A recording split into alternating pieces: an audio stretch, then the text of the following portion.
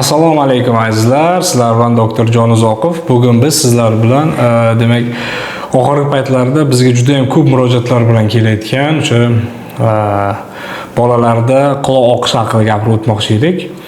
Ya'ni quloq oqishini davolamasa nima bo'ladi? Uni o'sha doktorga borib davolamasa nima bo'ladi? Ya'ni uy sharoitida davolasa, chistok qo'ysa quloqqa yoki piyoz qo'ysa, yoki piyoz suvini qo'ysa yoki mum qo'ysa nima bo'ladi? O'sha haqida gapirib o'tmoqchi edim. Ya'ni bu nabolevshaya tema deydi ruslar. Shunaqangi juda ham bir nozik tema. Ayrim qo'shtirnoq ichidagi doktorlar ularni doktor deyish ham ozgina qiyinroq. Shu har xil narsalarni qo'yib ko'ringlar deb o'rgatadi internetda, ayniqsa YouTube'da. Va natijada bular asorat bilan kelyapti oldimizga. Men bu yerga kompress qo'yyapti, minavazin, pinavazin bir narsalar qo'yyapman bu yerlarga, quloqlariga quloq oqyapti bolachani. Halisi 20 kundan beri chistok suv qo'yyapman, piyoz suv qo'yyapman, o'sha burniga mumyo qo'yyapman, yana bir narsalar qo'yyapman deydi. Bu narsadan albatta o'sha tibbiyot hayratda. Bu qayerdan kelib chiqdi bu gaplar? Nima uchun unaqa deyilyapti? Nima anavi? Buni bari aytib chiqmasam bo'lmaydi, chunki ko'p kelyapti bizga. Juda ham ko'p murojaat juda ham ko'p. Endi hozir qishki payt, dekabr oyi bo'lganligi uchun mana shunaqangi demak kasalliklar ham juda ko'p uchraydi va quloq oqishi bilan e'tibor bering. Birinchi marta oqsa nima qilish kerak? Bir necha bor oqayotgan bo'lsa nima qilish kerak? Ana shu haqida gapirib o'tamiz. Demak, quloq oqishi bilan siz qilishingiz kerak bo'lgan ish nimadan iborat? Shuni oqishni boshlash bilan. Birinchi navbatda demak qulog'iga suv kirmasligini ta'minlashingiz kerak. Birinchi navbatda. Ikkinchisi demak o'sha tumaningizda yoki shaharda markaziy politsiyasiga borasiz, poliklinikasiga borasizdagi demak lor shokori ko'rinasiz. Va u sizga qandaydir bir lecheniya yozib beradi. Agarda birinchi marta bo'layotgan bo'lsa. Ko'radi, nog'ora pardani holatini o'zi haqiqatda oqyaptimi yoki u serami, sera ham bo'lishi mumkin, shu narsani ko'radi va undan keyin sizga aytadi. Ha, do'stim, ukajon yoki akajon, opajon, yangajon, mana bu narsani qilasiz, mana bu ishni qilasiz, bu ishni qilganingizdan keyin bu bo'ladi, buni qilganingizdan keyin bu bo'ladi, tushuntiradi va o'shandan keyin o'sha dorilarni qilasiz. Aslo quloq oqishi boshlayotgan paytida aqlli onalar, sizlarga taalluqli, aslo borni spirt qo'ymanglar. Umuman mumkin emas borni spirt qo'yish. Demak, birinchi navbat qilayotgan ishingiz suv tegizdirmaslik, darhol lor vrachga olib borish. Agarda siz Samarqand atrofida bo'lsangiz, Jizzax, Qashqadaryo, Shahrisabz, Kitob, Yakkabog' tumanlari bor, bizga yaqin, Chiroqchi va hokazo tumanlar atrofida bo'lsangiz, oldimga olib keling yoki Navoiy viloyatida bo'lsangiz, oldimga olib keling, ko'rib beraman. Aniq ko'rib beraman, chotki qilib, ana apparatlar hamma narsa bor, lor kombayn bor, hamma narsani ko'rib, sizga aniq aytaman, nima muammo borligini. Vaqtida to'g'ri taktika tanlanib, agar davo lecheniyasi to'g'ri olib borilsa, bemorni quloq oqishi qaytalanmasligi ehtimoli juda yuqori bo'ladi. Agarda noto'g'ri taktika qilib, o'sha doktorlar aytganlar qilmasdan olib borilsa, holat juda ham achinarli holatga kelib qolishi mumkin, ya'ni qaytalanishi mumkin. Endi qaytalaydigan quloq oqishi nima qilish kerak? Agar sizning farzandingiz har gripp bo'lgan paytida qaytalanayotgan bo'lsa quloq oqishi yoki sizning farzandingiz kechalari xurrak o'tsa, burun orqali yaxshi nafas olmasa, doimiy ravishda og'zi qilib ochiq yursa, demak sizning farzandingizni 100% demak malakali, aynan endoskopi bor bo'lgan lor vrach ko'rish kerak. O'zingizga ham ko'rsatish kerak. Mana bu narsa, mana bu muammosi bor bu bolani, mana bunaqangi holati bor deb ko'rsatish kerak. Agar siz bizga Samarqandga yaqin joylarda bo'lsangiz, yaqin viloyat atrofida bo'lsangiz o'sha Navoiy, Jizzax, Guliston tomon Qashqadaryo, Surxondaryo atrofida bo'lsangiz, marhamat keling oldimizga. Telefon nomerlar mana shu. Qo'ng'iroq qiling, lokatsiya tashlaymiz. Keling bizni oldimizga, biz o'zimiz ko'rib beramiz. Aniq, chiroyli qilib taktika qilamiz, yotqizib davolaymiz. Demak, quloqdagi yeringni quritamiz va maksimalni harakat qilamiz. To'g'ri yo'nalish berib, demak, to'g'ri yo'l ko'rsatib, o'sha bu quloq oqishini qaytalamaslik, ya'ni surunkali jarayonga o'tib ketmasligiga. O'sha agar surunkali yeringli o'rta atit bilan kasallanib yuraversa, u quloqni og'ra parda oqaversa, u butun suyak, o'sha quloqning ichida suyakchalarni, hattoki shuni ham qolish mumkin, yuz nerviga ham ta'sir qilishi mumkin. Hatto qiyshayib qolishi mumkin yuz nervlari ham. O'sha quloq oqaverish natijasida. Bu yaxshi emas. Buni asoratini, buni narsani boshdan o'tkazgan odamlar biladi. Yaqinda bitta bemorim telefon qilyapti. Doktor deyapti, chaqaloqligini oqadi qulog'i. Hozir 23 yoshda deyapti, bolam deyapti. Uylantirdim deyapti. Hamma narsani qildim deyapti. Uylantirdim, hamma narsani qildim. Bolani qulog'i chaqaloqligini oqadi deyapti. 23 yil mobaynida hozirgacha oqadi. 23 yil mobaynida quloq oqqan. U quloqni tasavvur qila olmayapman nima bo'lib ketganini. Tasavvur qila olmayapman nima bo'lib ketgan, ya'ni quloqning ichi. Otib ketganmi uni ichi?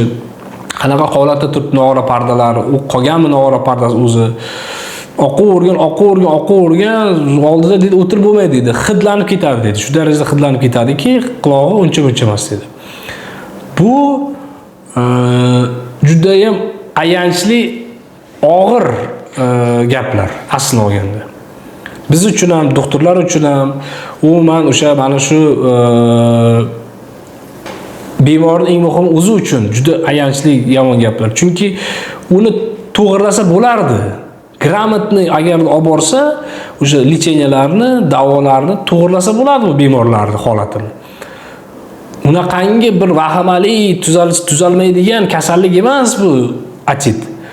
Tuzaladigan kasallik. Bu yerda faqat pul xarajat qilishingiz kerak va sabr bilan aytganlarni vaqtida qilishingiz kerak. Mana shu ikkita ish bo'ldi. Sizdan talab qilinayotgan narsa mana shu ikkitagina ish.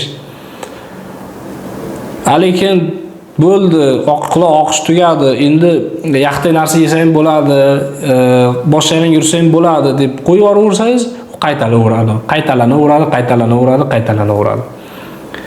Bu sizlarga mana shu surunkali doimiy oqib yuradigan, ya'ni doimiy oqib yuradigan degan nima degani? Har gripp bo'lganda, misol uchun 3 yashar, 2 yashar bolangiz bor. Har gripp bo'lganda oqyapti qulog'i. Mana shu ota-onalarga tegishli bo'lgan gap. Mana shu bemorlarimiz 1 yil mobaynida oqib to'xtab keladigan vrach bemorlarimizni ko'pchilik natija olib ketyapti. Va bu ota-onalarga katta rahmat. Bolasini o'sha kelajagiga befarq bo'lmaganligi uchun. To'g'ri, pul xarajat qiladi, lekin eng muhimi bolani qulog'i sog'lom. Bu ertaga yosh kattargandan keyin o'sha aqlini, hushini bilgandan keyin 14-15 yoshlarida bu muammoni hattoki borligini ham bilmaydi. O'sha payt agar ota-onasi aytsa, mana shu bola mana shu payt yoshlik paytiga qulog'i oqqan, unaqa bo'lgan, 1 yil mobaynida oqqan. Shuning uchun mana bu doimiy ravishda oqib yuradigan odamnikidek bo'lib qolishi mumkin edi qulog'i, lekin o'sha paytda biz davolatganmiz desa, u bola, ota-ona o'sha payt shunaqa qilgan ekan deb aytadi o'ziga. Bu ham farzandni oldidagi o'sha ota-onani vazifasi desak ham bo'ladi. Chunki sizga Xudoyim bolani soppa-soq qilib beryapti. Unga qaray olish funksiyasi sizning qo'lingizda. Tushunaman, oila, ayollarda, masalan, oila, turmush, ro'zg'or, asosan bu gaplar asosan shaharda emas, asosan tumanlarda, qishloqlarda turadigan ayollarga tegishli bu gaplar. Chunki shaharda yashaydigan, urbanizatsiya kuchaygan joylarda Bunaqa holat juda kamdan kam uchraydi. Oqishi, quloq oqib qolishi bir narsalar juda ham kamdan kam uchraydi. Lekin mana bu tumanda, qishloqlarda yuradigan odamlarning qulog'i, bolachalar quloq oqaveradi, oxiri bitta bir farosatli, bir vijdonli bir ayol shu bolani olib boraylik yoki erkak o'sha bolani olib boraylik, bunaqa oqib yurishi yaxshi emas, bu yering, bu madda, bu ertaga bolaning kelajagiga yomon ta'sir qiladi degan fikrga keladida, natijada o'sha lorga olib boradi. Ularga rahmat. Tumanlarda, qishloqlarda yuradigan ayollar tushunaman sizlarni. Ro'zg'or bor, oila bor, mol bor, qo'y bor, agarod bor. Misol uchun bu yoqdagidek, shahardagidek issiq suv, ochsiz issiq suv, sovuq suv degan narsalar yo'q. Buni o'zlaringiz qilishlaringiz kerak. O'choqqa o'tin va hokazo tayyorlashlaringiz kerak. Bu ham bir ish, to'g'ri. Lekin uyingizni yig'ishtirmasangiz ham bolangizga qarang. O'shandan foyda bo'ladi sizga. Shu gap eshitmay qaynonamdan yoki qaynatamdan deb aytmasdan farzandingizga qarang. Agarda qaynota qaynonangizni gapirtirmoqchi bo'lsangiz, marhamat, men bilan gaplashtirmoqchi bo'lsangiz, marhamat, telefon nomerim, telefon qilsin qaynota qaynonangiz. Tushuntiraman o'zim. Qanaqa qilib kerak bo'lsa, bu usuldan o'taman, kerak bo'lsa, u usuldan boraman. Chunki men bilaman, men o'zimni bemorlarimni holatini bilaman, qanaqangi holatda ekanligini. Mana shunaqangi quloq oqib yuradigan odamlarni, bolasini quloq oqib yuradigan odamlarni o'sha farzandiga e'tibor berishga vaqti bo'lmaganligi uchun bularni bolasini quloq oqadi. Bolaga 3 yoshgacha juda ham kuchli e'tibor kerak. Bu boshqacha qilib aytadigan, qo'pol qilib aytadigan bo'lsak, 1,5 stavka ish. Misol uchun birorta bir davlat ishiga kirsangiz, siz 1 stavka ishda ishlasangiz, ertalab soat 8 dan obeddan soat 2 gacha ish bo'lsa, u yerda 1,5 stavka ish. 3 yoshgacha o'sha bolani oldida kamida 8 soat, 10 soat yurishingiz kerak siz. Ona sizga tegishli bo'lgan gap bu. 10 soat, 8 soat, 10 soat yurasiz siz. Shuning uchun ham yana bir marta aytibman, nima uchun bu gaplarni qayta takrorlayman? Sababi bizni oldimizga asorat bilan keladi. Va hammani farzandi emas. Aynan mana shunaqa e'tiborsizlikka qarab yurgan. Misol uchun oldimizga keladi, masalan, o'sha tumanlardan, qishloqlardan bolasi oyoq yalang. Chapka yo'q. Ha desa, mashinaga kirib olaman dedi. Terlab ketadi bola dedi. Mashinaga kirib olgungacha-chi, oraliq yo'lchi. O'sha payt bemalolmi? Bola bemalol yuraversinmi? Oyoqda ana yo'q. Nima deydi uni? Oyoq kiyim yo'q. Krossovkasi yo'q, tuflisi yo'q va etikchasi yo'q, hech narsasi yo'q. Sovuq, dekabr. Sovuq juda O'zbekistonga og'ir kelyapti sovuq. Birdaniga yaxladi bu yil. Birdaniga. Shuning uchun ham aziz ota-onalar, aziz onalar, bu sizlarga taalluqli gap. Agar sizni farzandingizda har gripp bo'lganda quloqchasi oqib qolayotgan bo'lsa, darhol bizga murojaat qiling. Klinikamizga keling. Klinikamiz demak Samarqand shahridagi Ablason bolnitsaning orqa tomonida Dinamo stadioni bilan kesishmasi bor. O'sha yerda joylashgan.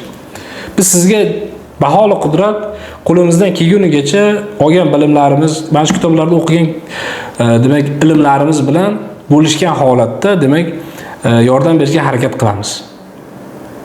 Sizning sog'lig'ingiz siz uchun muhim ekanligini yodingizdan chiqarmang.